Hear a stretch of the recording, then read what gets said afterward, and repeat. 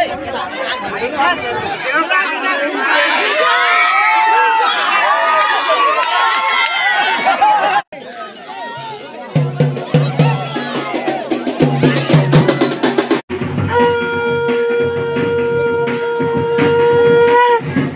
संगवारी मला राम राम जय जोहार और आप सबों के स्वागत है हमार YouTube channel BHM Verma blogs में। और संगवारी हो हमार गांव के कार्यक्रम है ग्राम सताओं के जन कृष्ण जन्माष्टमी के उपलक्ष्य में मनाए जाते और साथ में ये में दही लूट के कार्यक्रम भी रही थे।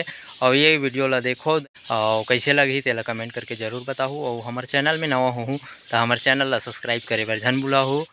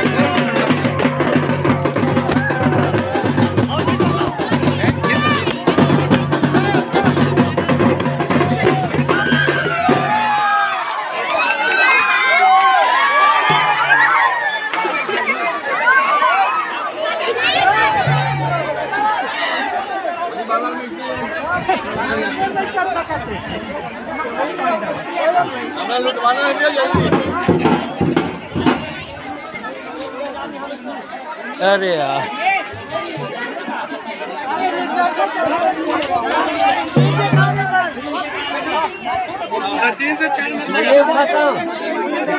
ये हरे मोर दोस्त विनोद गुलाल धर के बड़ा अति कर रहे थे। ये अभी सही काम करी से बंदा पहले सही काम नहीं करत रही है।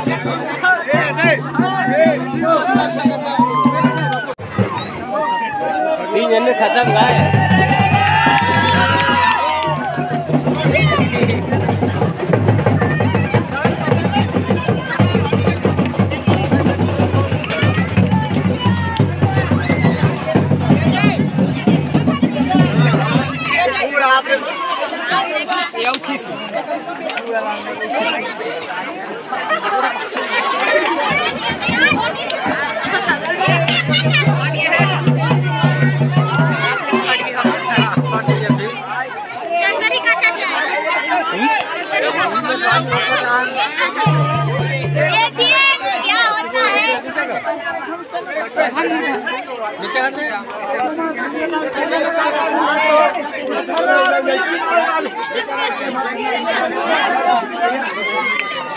क्या